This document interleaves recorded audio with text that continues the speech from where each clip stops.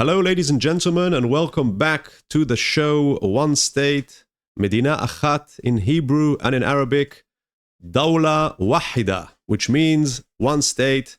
It's a new channel on YouTube where my friend Walid Abutaye and myself interview different people from around the world in Arabic, in Hebrew, and in English. So today our guest is Dr. Blake Alcott. Hello, Dr. Blake Alcott. Welcome to the show. Hello, Michael. Hello, Walid. So, how are you? Could you give us a brief introduction? I mean, I understand that you never used to be in the past. You weren't that involved in Palestinian rights and promoting the Palestinian cause until something happened and you woke up. Perhaps you could give us a quick description of that. Yeah, I woke up in 2009 when Operation Cast Lead happened. I watched it on Al Jazeera, and I realized that I was totally brainwashed. I'd been brainwashed my entire life. And I realized that there's that somebody else threw the first stone, not the Palestinians. Then I discovered it was the British, and then the Zionists, the Israelis.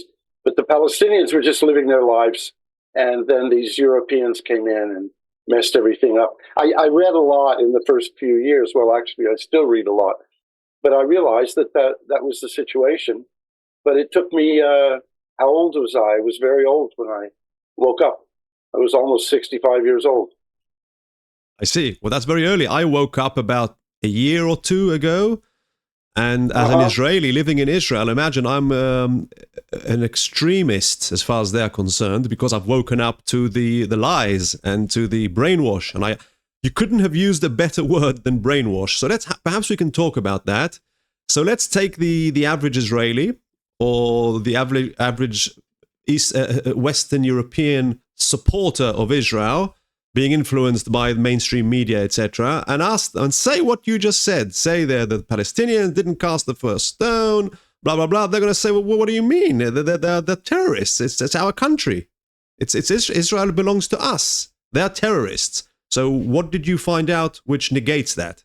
Well, since then, of course, I've found out a lot more stuff. But you just touched on the question of who owns Palestine. Who does it belong to? And if you go back just a little bit in history, let's just go back to 1917, to the famous beginning of the British Mandate, when the Ottoman Empire had been defeated, or 1918, doesn't matter. And, who were the people there? Well, more than 90% of them were indigenous Muslims, Christians, and Jews. And let's add a few more: Druze, Circassians, Armenians. Of course, they're also Christians. And that's to my mind, that's who the land belonged to. And what happened was the British forced European immigrants against the will of the indigenous. And that's an opinion that the indigenous repeatedly told Britain. He says, we want to determine our own immigration policy. You're forcing on us these people from Europe. And so if an Israeli today, or my next door neighbor here, says, oh, the land belongs to Israel, well, I don't know what they're talking about, because they're very recent immigrants, and I don't think their status as being immigrants, who, moreover, were not merely immigrants, they were political immigrants. They came with the purpose of setting up a Zionist state in Palestine. So they're not just the normal immigrant we think of today, somebody who's looking for a better life, or somebody who's happens to be threatened with jail at the moment, and comes by the law. The country where he's going to, or she says, okay, it's okay. But the Palestinians never said that. So, and their population was also increasing. The birth rate was quite high. They needed the land actually for themselves and for their own development. Now, what was my point? It's about what you brought up about who does the land belong to. Yeah. Well, I think it's not that hard if you just go back a mere 100 years Yeah. to say, wait a minute, no, it belongs to the indigenous. How do you know who a land belongs to? Define that, please. I would say residents over time, uninterruptedly living there. And I would also maybe throw in a criterion of violence. You know, how did they come to be living there? I was born in Oklahoma, in the States, in what was used to be Indian Territory up until 1907. And of course, we didn't learn anything about that in school. But what happened in the States was the same thing. Is it was a violent robbery of land from the Native Americans, from the Indians. Does that get to your question? Yeah. And so I'd like to continue. I'd like to continue and jump ahead and say, okay, so there's a bit of a paradox or a mix here, a problematic entanglement. Taking your definition, which I agree with, which the land belongs to whoever has lived on it for a reasonable amount of time. Let's say at least one generation. Okay, I'm happy to argue. Yeah, I believe that's true. I mean, if you've lived there a generation, or let's say 2 generations, it's not the point. Yes, Walid? Let me interrupt you. Please, Mr. Alcott, Blake. But there is the Jewish people said that God promised them for the promised land, and they are the chosen people here and they have a problem in Europe. They have the Jewish question. They are looking for a peace, a secure peace. So they touch or they arrived. The British sent them to let them to choose the Palestinian land. In spite they intend to take Uganda or Argentina for places for the Jewish. What you said about this reconciliation? Well, you just said it. The Jewish problem was in Europe. It was not in Western Asia. Mm-hmm. And that's the basic injustice of it all. What do you mean? I mean, you can say, okay, the Jewish people had big problems in Europe. They were persecuted in many different ways. You can even understand why they would want a country where they're in the majority.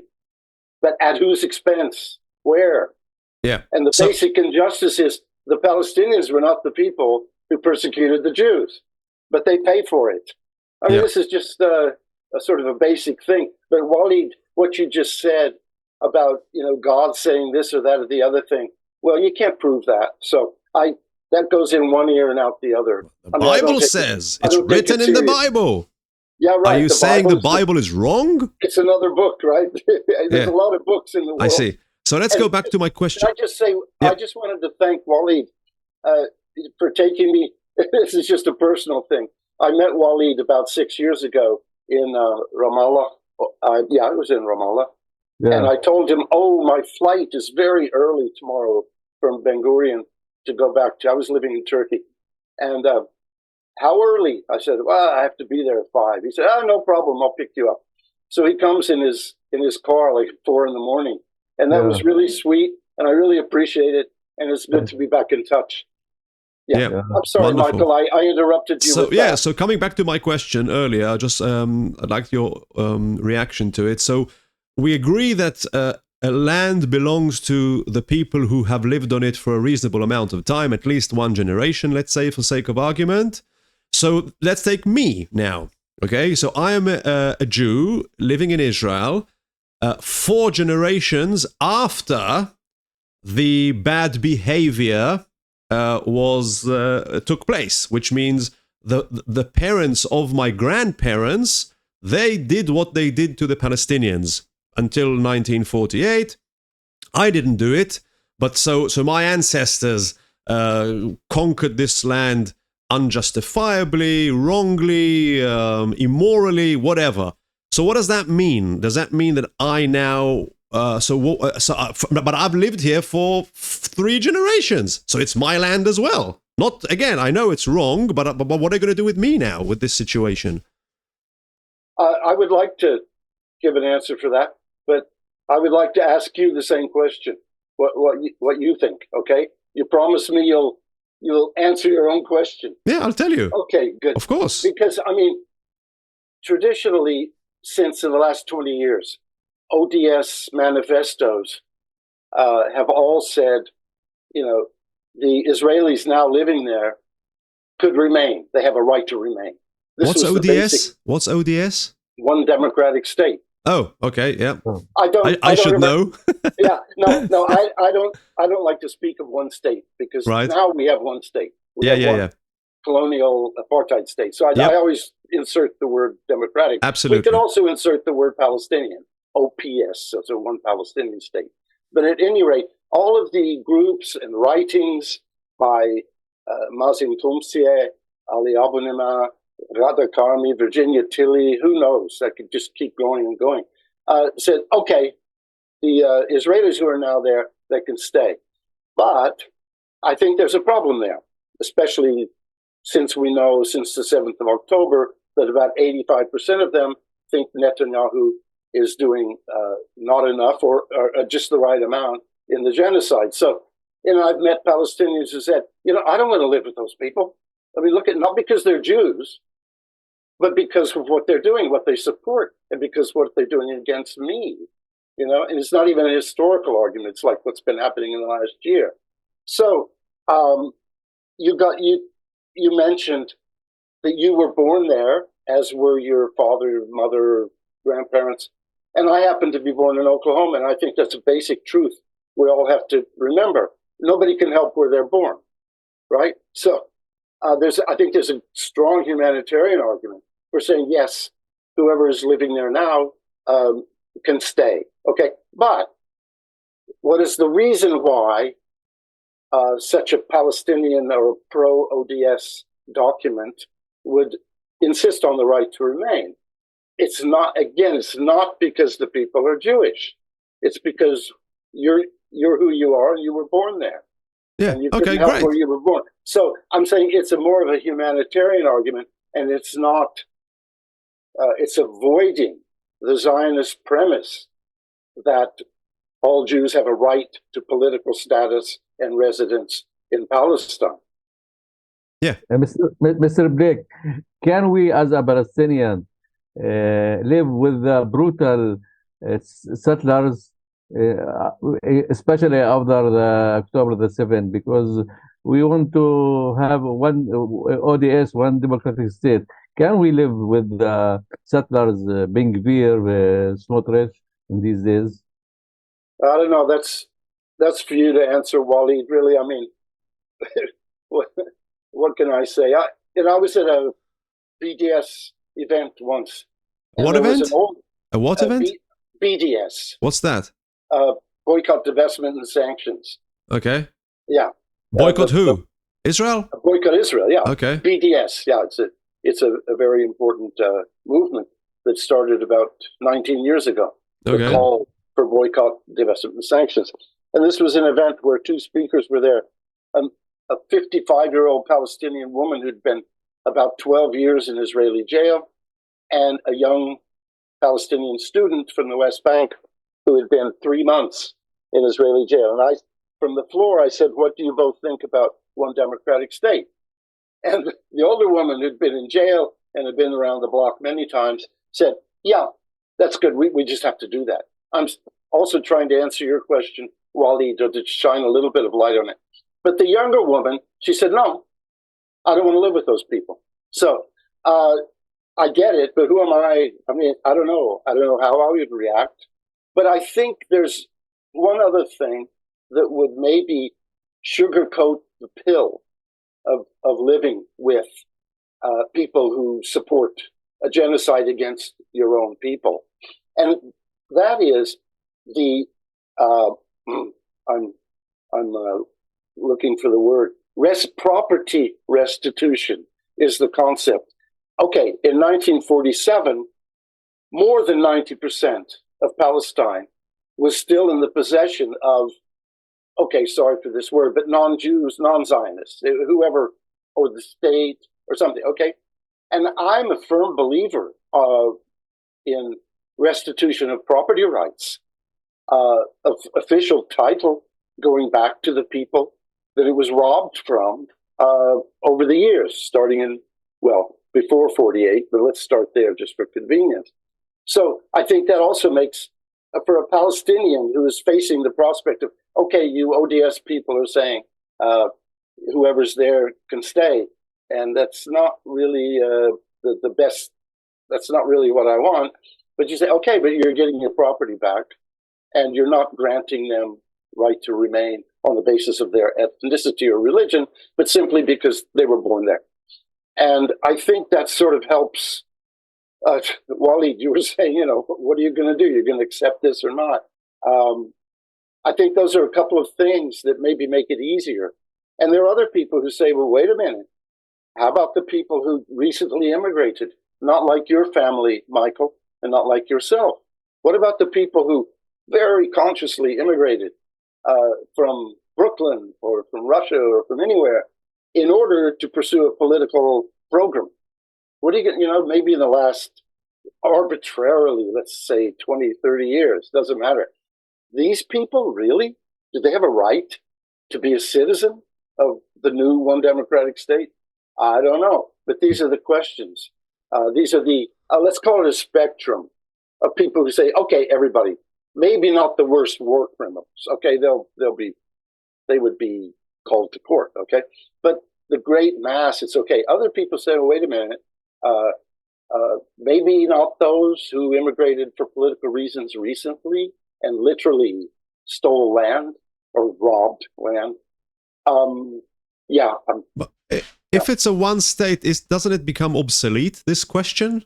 If it's a one state from the democratic, secular state with a constitution, then settlers are no longer relevant. They're no longer settlers. Okay. It doesn't exist anymore. No, I disagree with that. I think they are, because if you go back and look, why are they there? How did they get there? I mean, all of Palestine is occupied, right? I don't have much patience for talking about the occupied territories. There's no difference between 48 and 67 occupied territories, from my viewpoint. So the settlers, there's 700,000 settlers in the territories in Judea and Samaria. So if it's one country, then they won't be settlers; they'll just be citizens. Okay, that's the first thing that a Palestinian movement for one democratic state has to answer: is who are the citizens? And I wanted to get to that because I think there would be good argument, moral argument, for saying all 14,000 million, or 13 million Palestinians would be citizens wherever they live. They got thrown out. They might be in Chile now. They might be in Jordan. They should be citizens. But the case of the settlers in the West Bank, then I get back to my point about property. That is literally 99% stolen land. They have no title whatsoever. So you could say, okay, they can stay somewhere in Palestine, but not there. Okay. They would have to leave. So the injustices that can be put right should be put right.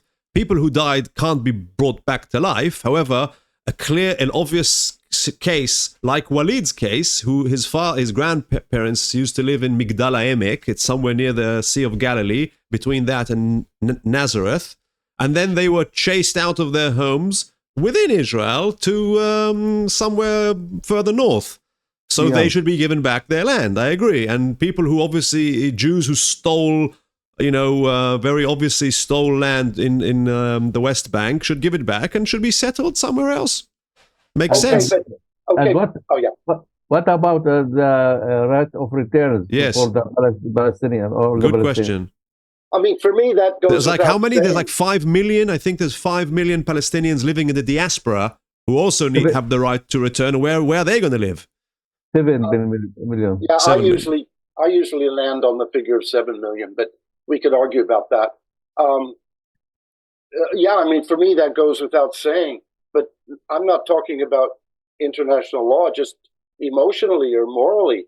If that was me, of course I have the right to go back of where my ancestors were kicked out of.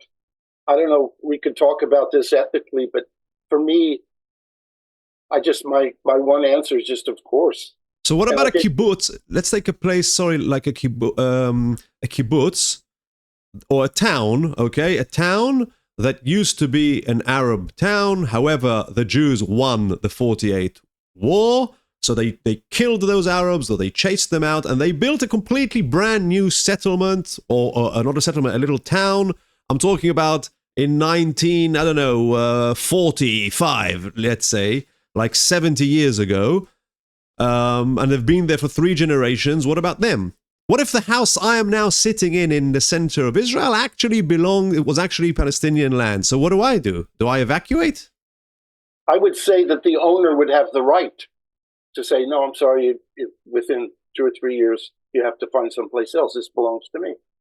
I mean, let's take as a model what happened in Eastern, or let's say in Germany or in Europe, with the restitution of property for Jewish people. That's exactly what happened. And nobody had any problem with that. I know of a couple of particular cases, happens to be in Budapest, where that happened. And everybody said, yeah, well, it might be hard for the people now living there, but that's what justice demands. You know, it's funny, Michael. You're really getting into the hardest questions facing ODS, and I'm glad of that. Yeah.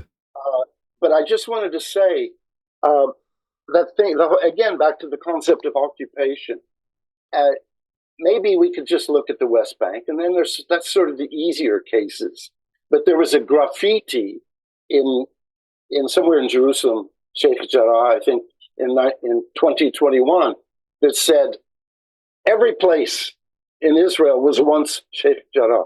That is, almost. Let's go. Maybe part of Tel Aviv was bought by, legitimately. But the whole thing is, the British for 30 years, they forced these immigrants on the people, and they did many, many things to enable them to take their land, to drive them into poverty. So let's put it this way. If I'm sitting here as a non-Palestinian, non-Jew, which I am, and neither, and I look at it like, try to be a bit objective, where are my strongest feelings for? If there is going to be a hard road for one or the other, then my heart actually beats more for the people who did not commit the crime, for the Palestinians. Do you understand what I'm saying? I don't know how to put this into policy, but if I just look at it, I say, okay, I get it. That might be hard for Jewish people living in places in Israel. It really might be. But what about the other side? And if you have to choose, where is the bigger, I don't even want to say moral claim, where's the bigger emotional sympathy or identification? You see what I mean? Do you mean the sympathy to the Palestinians who were driven out of their lands a while back, and the Jews who might be required to leave, like myself, live where I am now? So which is worse, basically? Well, yeah, I mean, I think we tend to, rightly so, we tend to have empathy with both, right? Yeah. But if I had to choose in a particular case, I know people, they know exactly where their houses are that they got run out of their parents, and they would like to go back. And what am I supposed to say? Oh, no, people have been living there now for 70 years, and you can't kick them out. Not really. I understand. I have more sympathy for the person who says, no, it wasn't right, and I want to go back. Yeah. Okay. It's an easier case. I have another good friend here whose house is empty in Lifta. Right? It's just empty, and she wants to go back. That's the easy case. But thank you, Michael, for getting into these difficult questions. Yeah. I wonder what you've sort of implied what you think about it, but could you put your thinking about it into a couple of short sentences? Yeah. What is your stance on this? I see Walid wants to ask a question, so I'll let him and then I'll answer you. Yes, Walid? Mr. Blake, do you think that we can make coexistence between Jewish, Christian, and Muslim here? And what is the model of Switzerland? How the people in Switzerland, the German and the French, and all how they make consensus between them? Well, those are two questions. Okay, the first one is, there's a lot of talk amongst people who support one democratic state about reconciliation, understanding, having empathy for the other side and everything. But I don't really like that approach. I think we should adopt a position of, I'm trying to put myself in the shoes of either of the two groups of people in this new country. Why can't we just say, why couldn't one just say, hate me, but don't hurt me? It's like, you don't have to like me. There doesn't have to be forgiveness. There doesn't have to be love and harmony, but just don't hurt me. Obey the law. Don't aggress against anybody. Do you know what I mean? I would say hate me, but be open to loving me too. Okay, sure. If that happens, that's wonderful. Yeah. But as far as politics is concerned, I think we're demanding too much if we demand some sort of reconciliation and brotherly, sisterly love. I think that's just, I don't know, it depends. Too much. Yeah, so, okay. I'll tell you what it depends on. It should be a precondition. Yeah. So, did you answer Walid's question? I'm just wondering about Germany and Switzerland. Switzerland. I live in Switzerland. I've been a Swiss citizen for about more than 40 years now. And people often refer to the Swiss model when they're talking about, federations or binationalism or stuff. But that's not actually true. The Swiss Constitution and Swiss law makes no mention whatsoever, zero, of ethnicity and religion. It does mention language. It does mention language, German, French. So does that mean that a Christian can slaughter a Jew in the streets of Switzerland because it's no mentioning of it in the Constitution? No, but there are people who refer to, they're trying to sort of make an argument for collective rights for, let's just take the two groups, the Jews and the non-Jews, and a sort of a federation recognizing two peoples, right, which has to be defined in ethnic terms, maybe religious terms, or let's put it in normal language, racist or racial terms. And I'm just saying that I like this opportunity to correct the idea that that's what the Swiss model is. The Swiss model is totally blind to ethnicity and religion. Is that a good thing? I think so. Why? Yeah. How does it work? Well, how does it work if it's not mentioned? Are you basically saying Jews and Arabs, don't worry, when you have the new one state, don't even talk about religion. Just make it a secular state and don't even mention Judaism or Islam, because that's how the Swiss did it and it works? No. Well, it's one model which has been successful in a whole lot of places. Yeah, I'm happy with that. Yeah. I'm firmly on the secular side of this discussion and not on the binational side of the idea that we should get into the whole thing of collective rights. I think the individual rights to free expression and free association, I think they actually solve the problem. There might be emotional needs that each group has, but the question is, what does the state have to do with all that? Just let it happen privately. Nobody's against that. I agree. I think that the two states that do sort of have the idea of collective rights or groups is Belgium and Lebanon. Those are the two constitutions that I happen to have read, which do get into those. Well, Lebanon is an obvious case. Everybody knows that. All the sectarian distinctions, which are legally part of the country. Belgium has this concept of community, which is sort of ethnic, linguistic.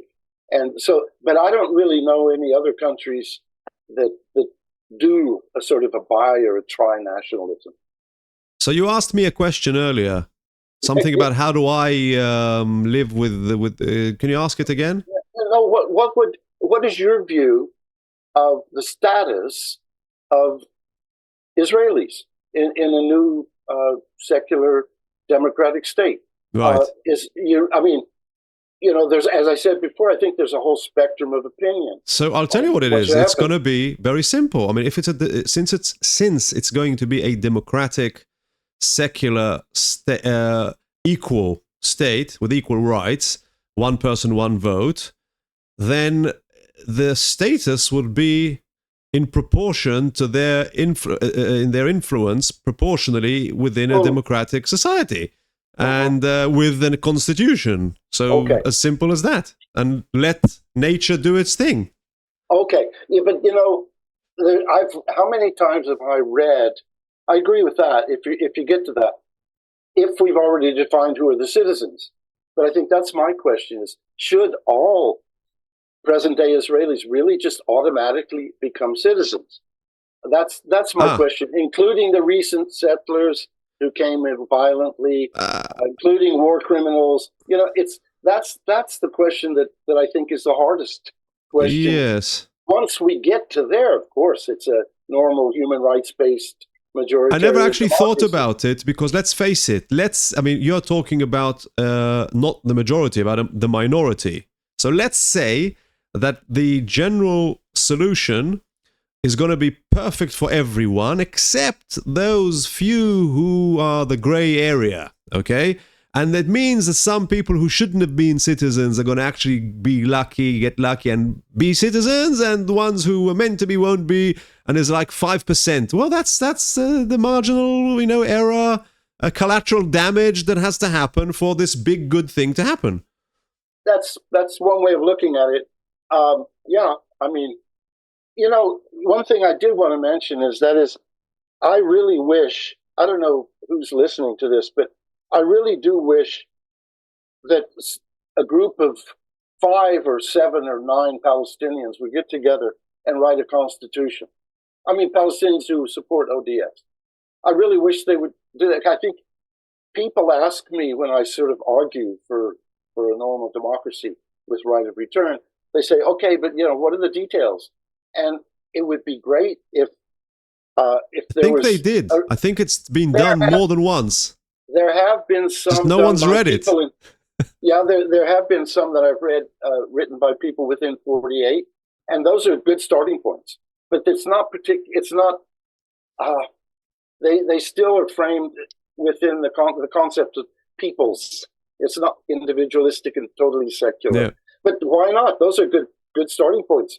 They're not bad. But I just wish that ODS people would do that. And while I'm at it, I also wish that Palestinian ODS supporters would make a call, a so-called call for ODS, from Palestinians only. Because this is something my wife said, I don't know how long ago, 12 years ago. She said, the BDS call, sorry, Michael, but that's again, the boycott, divestment, sanctions call was put out in 2005. And it said, we want right of return, we want total equality within 48, and we want Israel to get out of the 67 occupied areas, okay?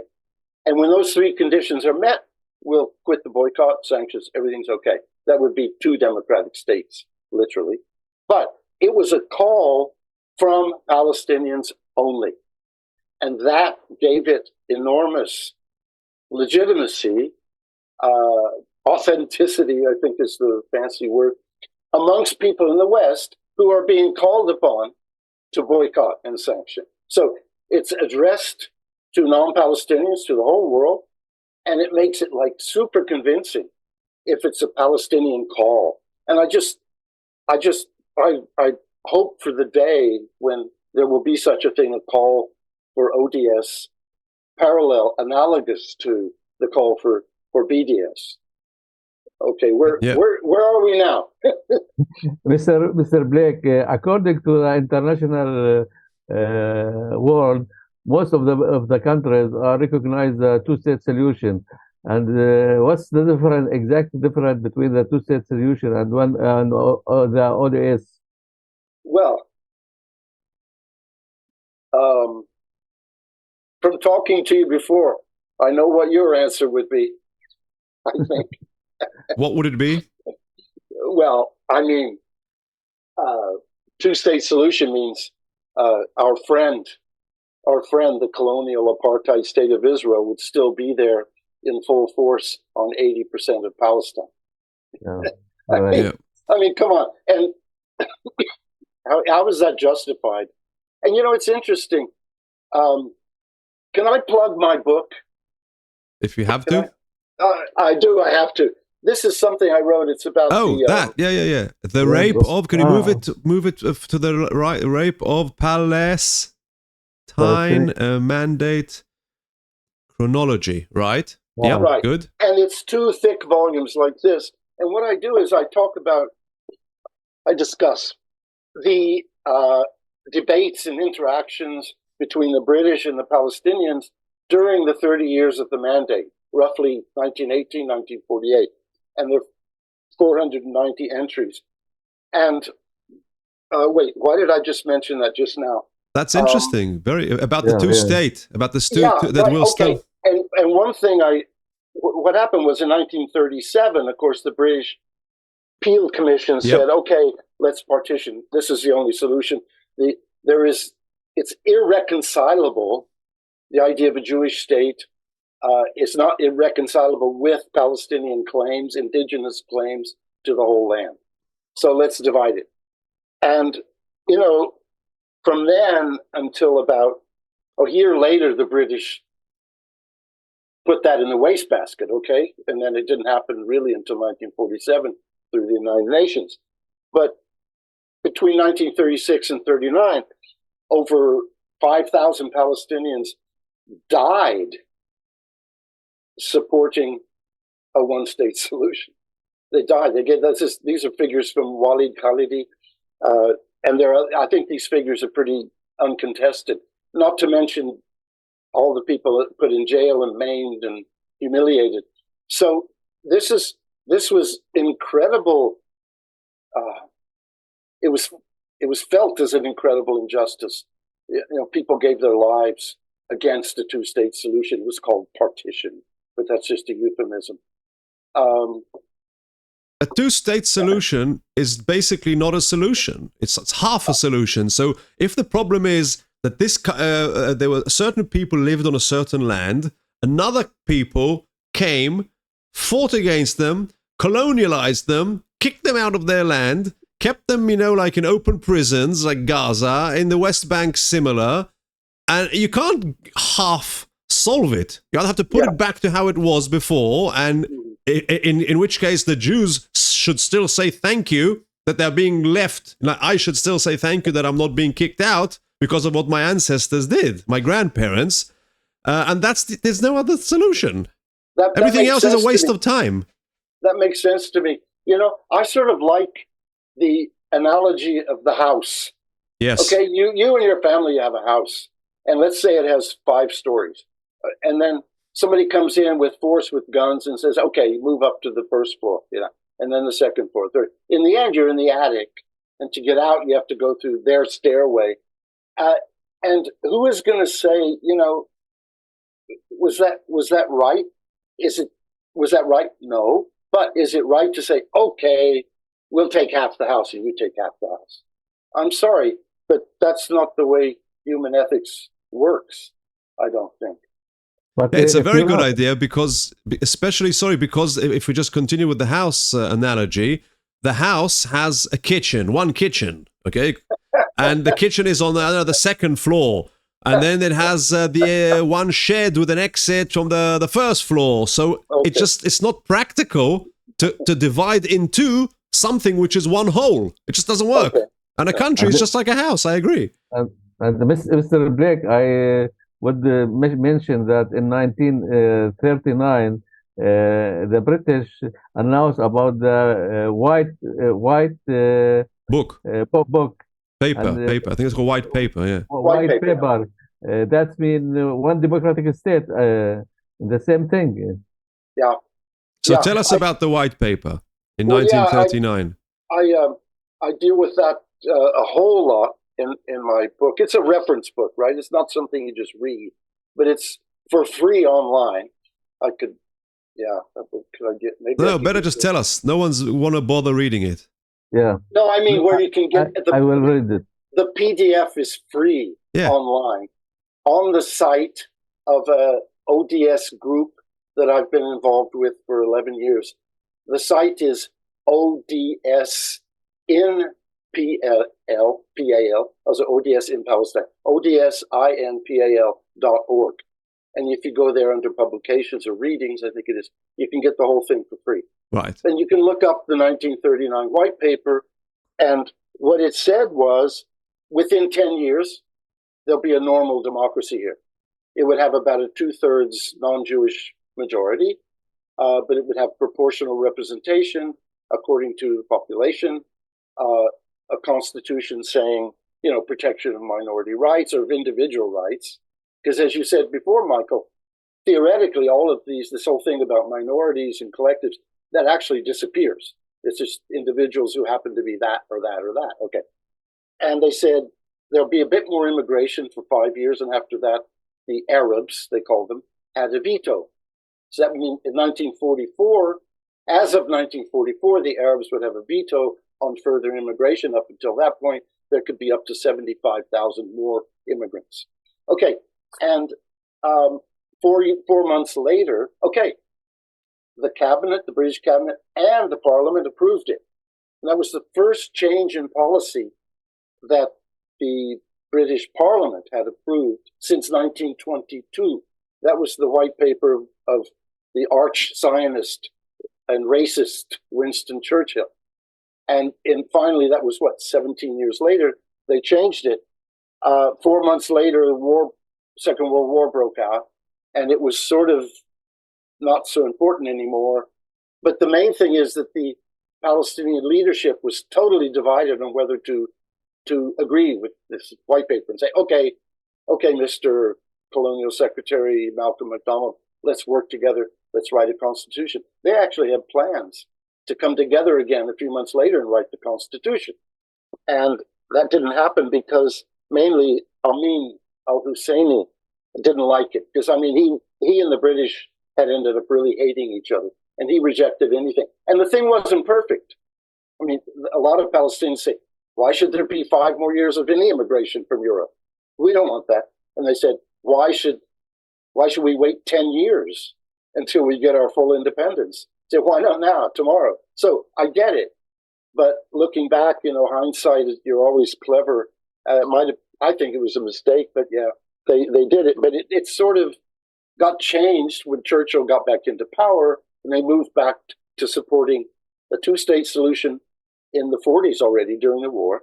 There was Herbert Morrison had a commission or a cabinet committee, and they moved inch by inch back away from the 1 state of the 39 white paper. And in the end, they abstained on the 2-state proposition of Resolution 181, the British. I was asking myself yesterday, how come the United Nations accepted Israel as a Jewish Israeli state in 1948? How do you explain it? Well, that's just, I think that's power politics and the strength of the Zionist lobby, even though in those days, especially in the U.S., as I said, Britain ended up abstaining, but it was the U.S. For some reason, the Soviet Union also got on the side of pro-partition, and that did it. That actually did it. So it was mainly just politics, and we know about the Israel lobby in the States. Let's not get into that. But, the funny thing is, for me, a really funny thing. The Resolution 181 has these 2 states, right? There's a Jewish state and an Arab state. But it also specifies 3 or 4 times, I can't remember the exact paragraphs, each of these states has to be blind to religion and race. It actually says it. So you ask yourself, well, then what's Jewish about the Jewish state and what's Arab about the Arab state? If they treat everybody equally, as it says here in paragraph so-and-so. So, I mean, the whole setup is, even for that reason, it's like really ridiculous. It's just politics. It has no intellectual, like, it doesn't make sense. Yeah. Because then you would just have two states.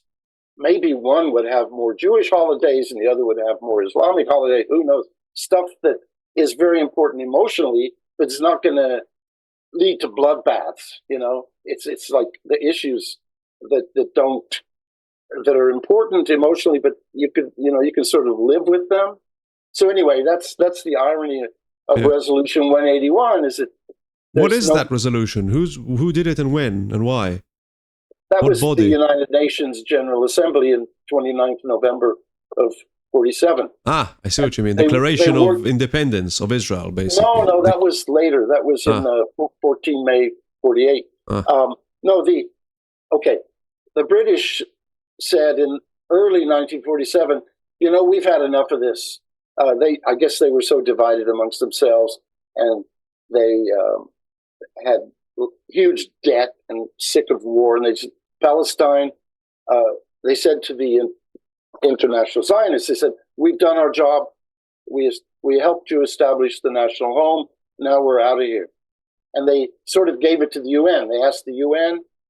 Trygve Lie was the Secretary General. They petitioned him to put it on the UN General Assembly agenda to deal with Palestine. And they made the famous UNSCO, United Nations Special Committee on Palestine. And they sent another investigative committee to Palestine to investigate things and blah, blah, blah. And finally, in November, there was actually this proposed resolution, which squeaked by. It squeaked in with the 2/3 majority. But it's only a recommendation. And another funny detail is the United States State Department was always against it. Truman was for it.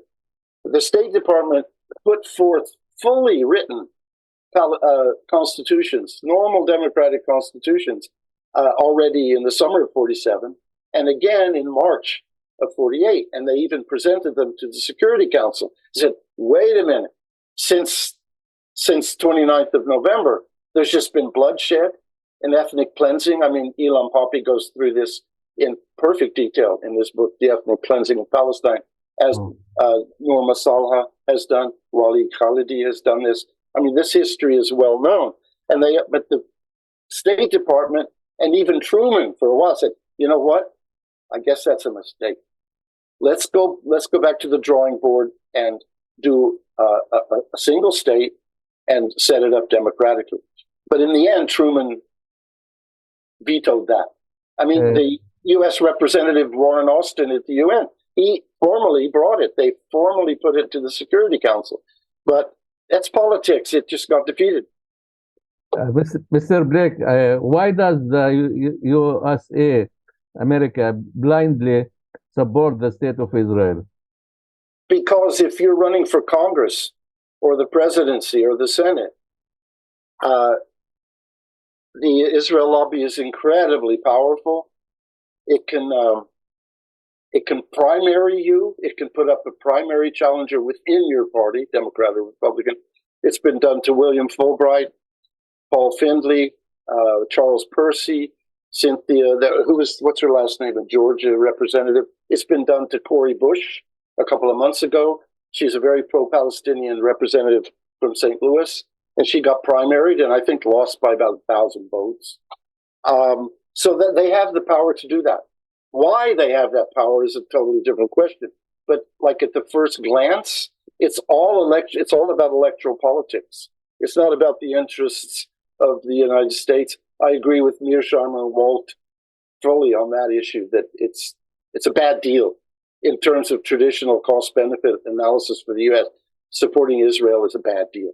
It costs money, lives, reputation, all sorts of things. Does that answer your question? Why do you think, Walid? What is your opinion on why the U.S. Of course, it's a cultural. All the politics depend on interest, power and interest. The American thought that the Israel is a big power to control the Middle East. This is the reason, I think. No, go ahead. No, I think I actually sort of disagree with that position. I don't. Oh, yeah, they convinced politicians that it's in the interest of the U.S., but it's actually not. Yeah. I think it's just they can really zero in on elections, and they keep winning. I mean, it's amazing. They have a lot of money and a lot of, but of course, behind it is a much more complicated thing. Which is, I was going to ask you, you said, why do the Jews control? Yeah, what do you mean by why? exactly. How do they get to control? I mean, Yeah, technically, I mean, this is a historically? I mean, this is So the Jews do rule the world. It's not a myth. I would use the word Zionists. Zionists. I'm very picky about that. You said you were Jewish, right? Yeah, but I'm not a Zionist. I agree. I'm Okay, an anti-Zionist. You can use the word Jewish, but I can't. No, I'm just joking. Yeah. But no, they have this power in U.S. electoral politics, and of course, not all of them are Jews. They're Christian Zionists, also many, very strong. But this whole cultural hegemony of the idea of Zionism has, I mean, the easy thing to start with is the Holocaust, sympathy with the Jewish people who got killed in Europe and ethnically cleansed, whatever. So there's that, but it goes way back. I mean, I would refer to like people who spent their lives working on that, perhaps Edward Said, and let's say Ilan Pappé, let's say there are many people who have wrestled with this problem of trying to explain why is this so acceptable? Because to me, I ask people here, my friends in Zurich, I say, isn't it unjust that a European problem gets solved on the back of people who are not in Europe? Yeah. And most people have to say, I see, yeah. So I'm wondering, yes?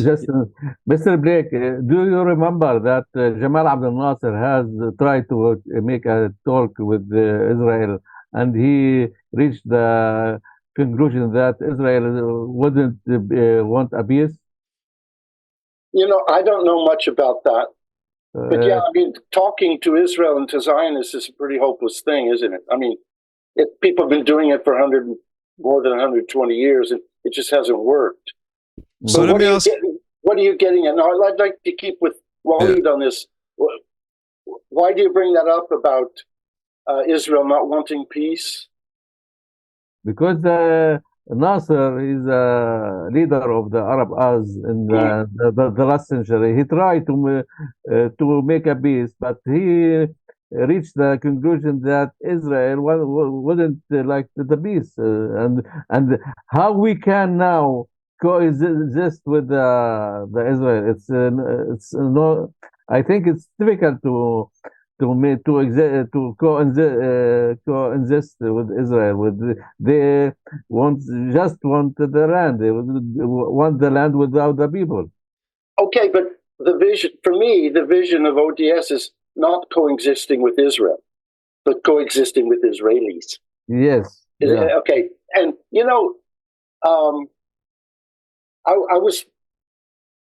we could ask Michael right now. What happened to you, Michael?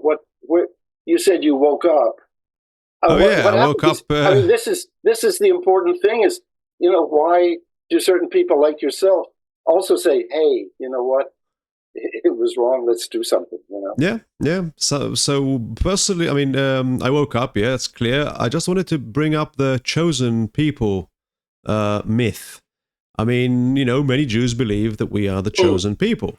I believe that perhaps we were chosen to be misled that we are the chosen ones until reality proves to us that there are no chosen ones. And the more we hold on to this idea, the worse our life will become. And then we're just going to admit that we're not the chosen ones. So we were chosen for that process, I would say. Okay, but what happened to you to make you realize that what's going on is colonialism, what's going on is apartheid, or whatever? Maybe I'm putting words in your mouth. But basically, what happened to you? I was brainwashed for a long time everyone's being brainwashed everywhere. Living in England, you were brainwashed for a certain agenda. Living in America, living anywhere, Russia, Israel, every place has their brainwash methods and reasons. So in Israel, it's obviously, imagine, you need to get a whole people to kill another people and believe, you need to go invade another land, kick everyone out, and believe that you were there in the first place and they're the bad guys. So in other words, the bad guy is being brainwashed that he's actually the good guy and he's even a victim. Now, it's been done in such a deep and clever way.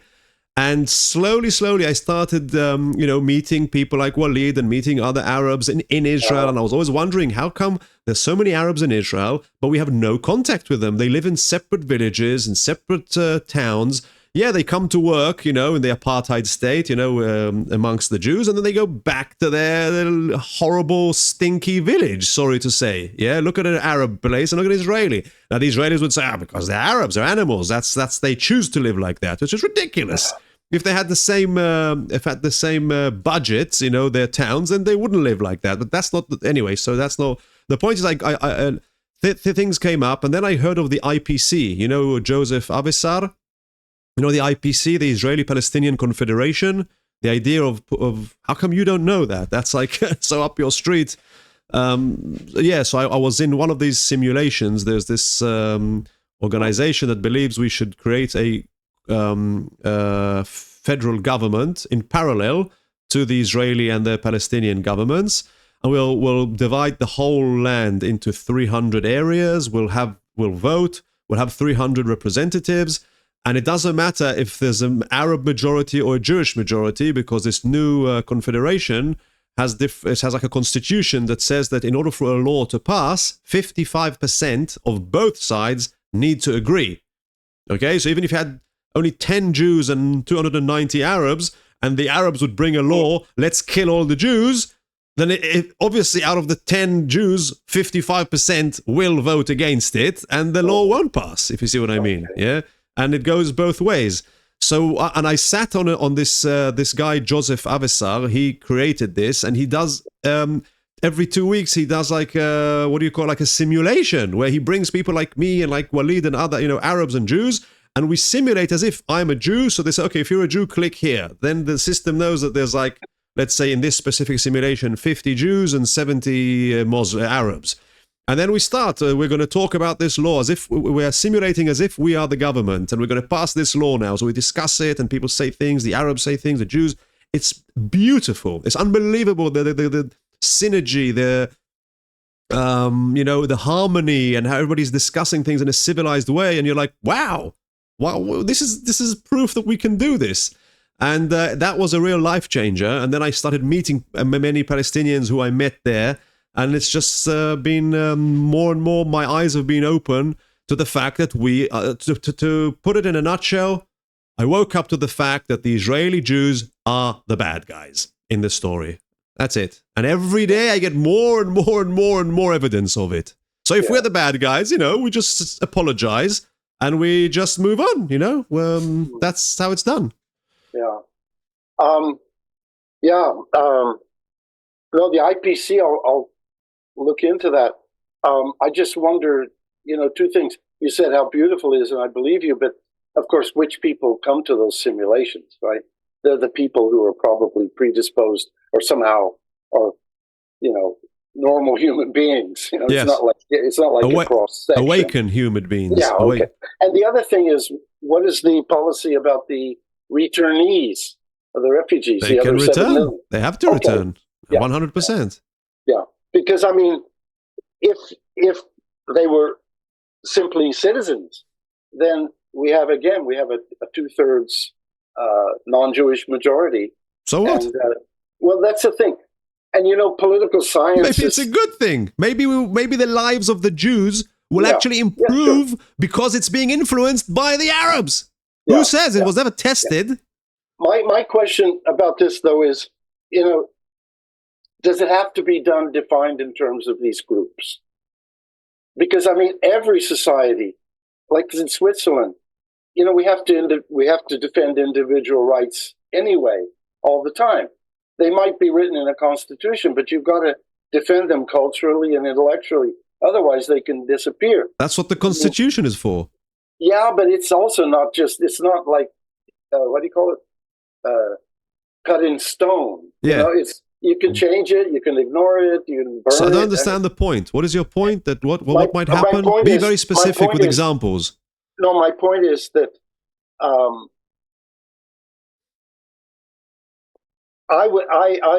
I feel much closer to a constitution which does not, at the very beginning, divide people up into ethnic or religious groups. Fine, Just say, I agree. you're a human being. It's like And in New that's- York, London. Walk through the streets of London or go to the post Yeah. office in London. You won't see a single English employee. So, but Okay. you will see they're all British in the sense that they were born there. They might be Pakistani. They could be Indian. They could be Arab, Chinese, speaking with a London accent. Nobody, well, there's I mean, no, other than physically seeing that the person is browner or Yeah. darker, there's absolutely no reference to it in any way. And it works Well, beautifully. Yeah, I'm a little American boy living in Switzerland, right? I mean, yeah, I'm a Swiss citizen. But no, because you mentioned that the IPC in these simulations, they do start with a division into these two groups. See why you're asking the question. And yeah. that's why, and I just think this is important for people who generally agree with us and all this. I would But say then we have the binationalists and the secularists. it's and because there's a discussion going on. I understand. I totally agree with you, but everything has to develop in stages. You can't jump. You and I and Walid could just jump into heaven like that. But in real life, you have to go through stages. So in order to be able to even communicate with the majority that have been brainwashed for 75 years, you have to be able to tell them what I just said. I said, look, are you, because what an Israeli would tell you, well, you can't have a state with the Arabs because they'll kill you. The next day, they will all come and slaughter all of us. Israelis truly believe this. So I said, don't worry. It doesn't matter. Even if they have 99%. Look, they can't pass laws without us. Great idea by Joseph Avesar. Let's do it. And later, it can evolve into something else. Is that a projection? It's a desire and a will and a No, I mean, and is it a hope. projection on the part of the people, the Israelis you're talking about? You think, oh, they're going to kill us. I'm sorry. That's a stupid, Yeah, I see what you mean. Yeah, it's a that's projection. A stupid comment. It's I like, shouldn't no, say it's that. true. It's a funny joke, but you're right. It's I very much enjoyed Omar Asaf. You had him on, right? Omar Asaf. I don't know. I don't remember my own name, let alone other people's names. We have an interview with them. Yeah, right. And I really enjoyed that. I didn't know of him. And that was, and Wally, you were asking me like who else to interview. I mean, we both personally know Awad Abdel Fattah and we have we have Yoav and Iris in Haifa. We have a lot of people. We have met with them, interviews with them. Yeah, we interviewed them. Yes. Okay, and I mean those are the people within Palestine that come to mind. And I haven't looked at all your interviews. I looked at the one with Gata Karmi, with Ilan Pape. I didn't find the English translations very good, I must say, when it was That's Gata's Google. thing. That's YouTube for you. Yeah, I know. But it was like, I was like, what? I didn't really know what was going on.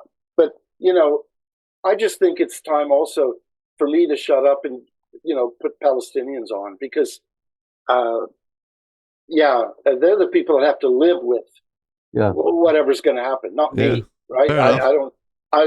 So I can say these things and I try to help, the pro-ODS Palestinians that I know, they're fine. They say, hey, great, like, come on, let's work together. If it's a two-stater or a lot of other people say, who are you? Shut up. You're not even Palestinian. You're not even Jewish. Because the Jewish people have a bit of a higher subject position in this discussion. Yeah, the chosen ones. Don't forget that. No, they have a little bit more sort of right, like a Noam Chomsky. I see. He's allowed to do it. And they say good things. I'm not saying that. But I'm the lowest down on the scale, of the subject positions. At least you're on the right side of history. Yeah, well, I think so. And of course, what we've been talking to today is like, it's, what is it? Theory? It's, general things. And what's happening on the ground is, it's a vision. Another world. It's a vision. And, that's where I thank you, Michael, for mentioning that. I think that's so important. I mean, the ANC had a vision. Women's suffrage had a vision. The civil rights movement in the States had a vision. Zionism had a vision.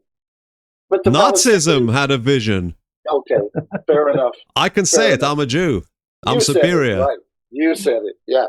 But since 1988, since the Algiers, Declaration of Independence and openness to the two-state solution, with what happened after that with Oslo and stuff, the Palestinians have been divided. There's no single vision. Yeah. And I get down on my knees. I beg, the Palestinians to, first of all, unite. Those who are for ODS, unite behind it. Say, we are Palestinians. We're calling for it. By the way, are you in touch with the ODS initiative, which started in Beirut?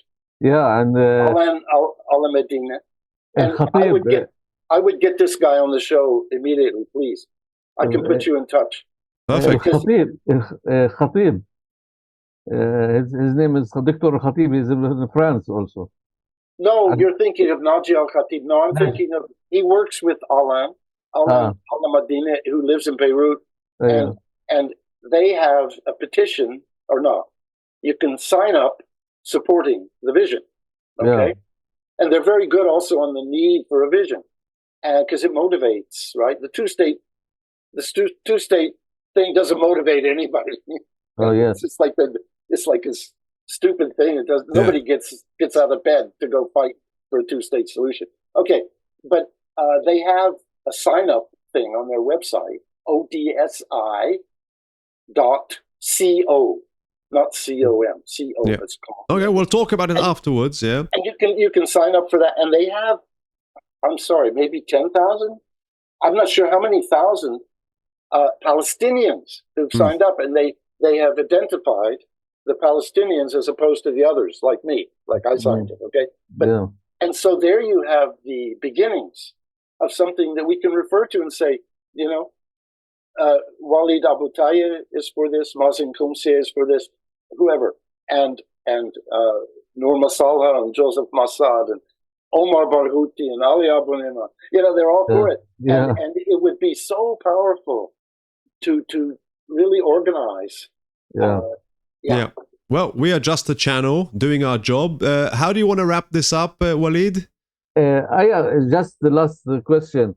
In the world, there is a lot of conflict between Ireland, the Protestant, and the Catholic, and in Spain, there are a lot of conflict.